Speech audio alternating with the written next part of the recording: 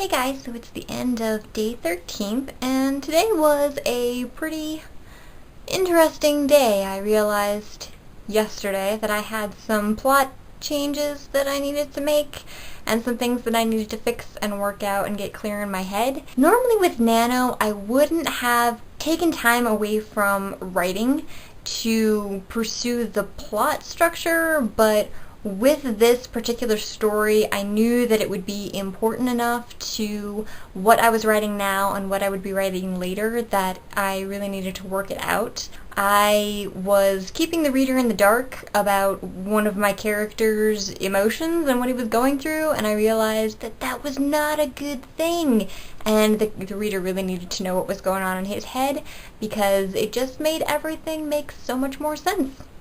And the other side of that is that everything started to make so much more sense for me as well. That cleared up a whole bunch of problems that I was having with the story. So sometimes it is a good idea to stop and take a look at the big picture.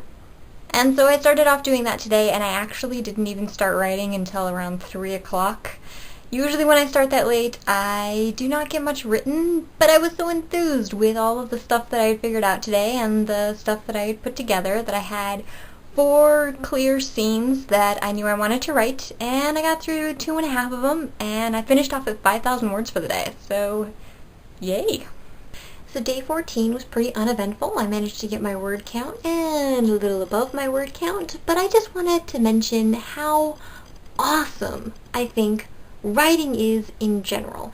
The little things that you come up with on the spot, literally as you are typing the story, you figure out something about a character's past, or the entire life story of a minor character who wasn't even in the story when you started this morning and was just a character you decided to throw in there because you realized you needed somebody to add flavor to the scene, to add something to one of the characters' lives or the situation, and just all of these random things that spring to mind that absolutely work with the story and feel completely genuine, even though you just came up with it right in that second. Does anybody else experience that, or is it just me? This is one of my favorite things about writing. No matter how much you've plotted out beforehand, no matter how much you know about the story you're going to write, and no matter how much you've meticulously detailed the scenes, there is always something brand new the story is going to show you.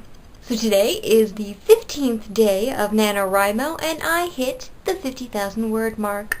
Woo, woo. I did notice a distinct difference in the ease of my writing between today and yesterday.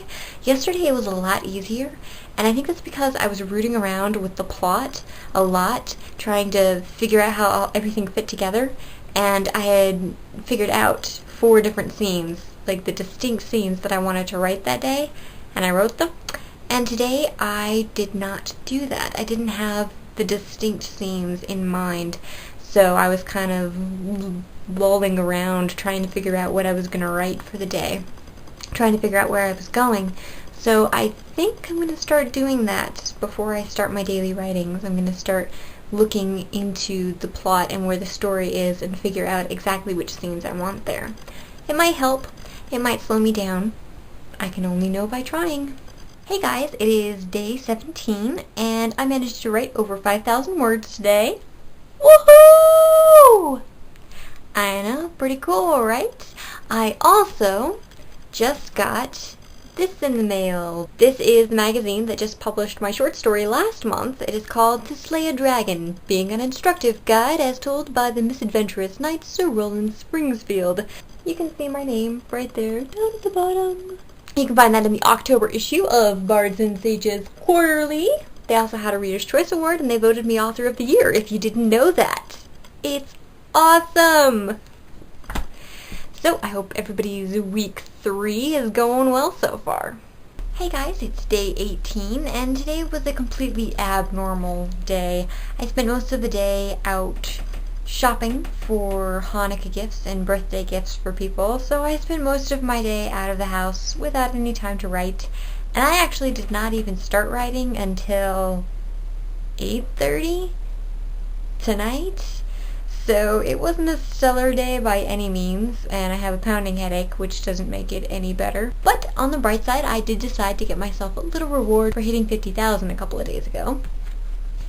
Also because I saw it and I just couldn't resist, so I needed to get myself an excuse to buy it for me.